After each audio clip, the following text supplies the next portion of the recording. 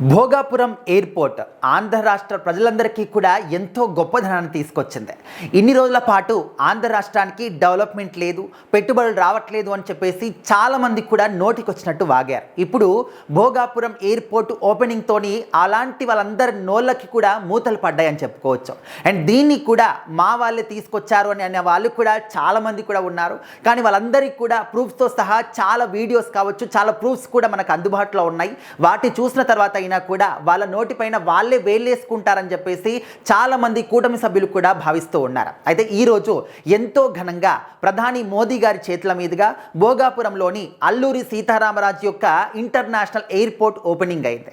So మరి అక్కడ పవన్ కళ్యాణ్ గారు మాట్లాడుతున్నప్పుడు మోదీ గారి గురించి మాట్లాడుతూ చాలా ఎమోషనల్గా ఫీల్ అయ్యారు. ఎందుకంటే రీసెంట్గా ఢిల్లీ వేదికగా జంతర్ మంతర్ దగ్గర భారీ ఎత్తున యూత్ అందరూ కూడా దేశం నలుగుల నుంచి ఎంతో మంది విద్యార్థులు అక్కడికి వచ్చేసి వాళ్ళ యొక్క రైట్స్ కోసం, ముఖ్యంగా నీట్ పేపర్ లీకేజ్ గురించి అక్కడ నిరసనలు చేశారు. మనందరం కూడా చూసాము.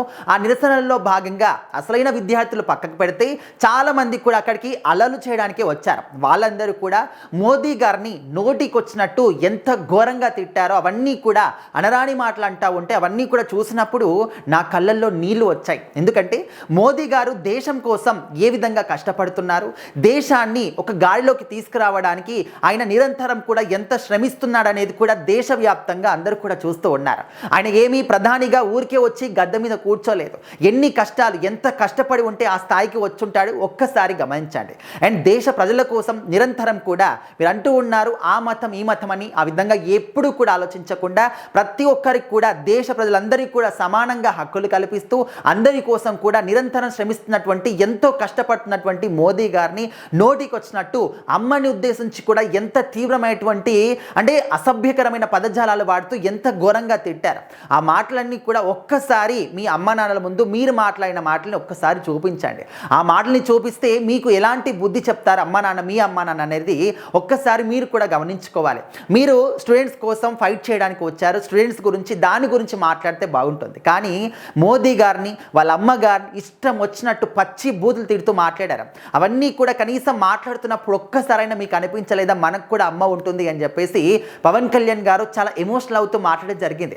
ఎందుకంటే మోదీ గారు అసలు ఎవరి కోసం పనిచేస్తున్నారు, ఆయన కోసం ఏమైనా ఆస్తులు మూట కట్టుకుంటున్నారా? మన దేశం కోసం, దేశ ప్రజల కోసం నిరంతరం కూడా శ్రమిస్తూ ఎన్నో కష్టాలు పడుతూ ఇతర దేశాల నుంచి కూడా ఎలాంటి మనకు చూస్తూ ఉన్నాం, శత్రు దేశాలు మనకు ఏ విధంగా అటాకులు చేస్తూ ఉన్నారు, వాటిని కూడా ఎదుర్కొని అంటే కొన్ని రోజుల్లోనే మళ్ళీ తిప్పికొట్టేసి మళ్ళీ మన దేశం జోలికి రావాలి అంటే భయపడే స్థాయికి తీసుకొచ్చారు. అండ్ అలాంటి ఒక గొప్ప వ్యక్తి గురించి ఈ విధంగా మాట్లాడడం అసలు సరైన పద్ధతి కాదు.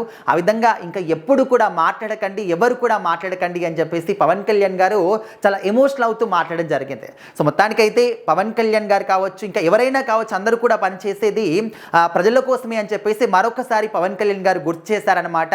మరి అల్లూరి సీతారామరాజు ఇంటర్నేషనల్ ఎయిర్పోర్ట్ అనేది ఆంధ్ర రాష్ట్ర ప్రజలందరికీ కాకుండా ముఖ్యంగా జాతికి మాత్రం మన సిబిఎన్ గారు అంకితం ఇచ్చేశారనమాట. ఎందుకంటే ఇంతకుముందు ఎర్ర బస్సు కూడా రాదు ఈ ఏరియాకి అని చెప్పేసి ఎవరైతే హేళన చేశారో ఇప్పుడు ఎర్ర బస్ కాదు, ఏకంగా ఎయిర్ బస్సే వచ్చే స్థాయికి మనం ఎదిగాము అని చెప్పేసి గొప్పగా మాట్లాడుకుంటూ ఉన్నారు. సో మరి ఈ సందర్భంగా పవన్ కళ్యాణ్ గారు మోదీ గారి గురించి మాట్లాడేటువంటి ఒక ఎమోషనల్ స్పీచ్ అనేది చాలా వైరల్ అవుతూ ఉంది.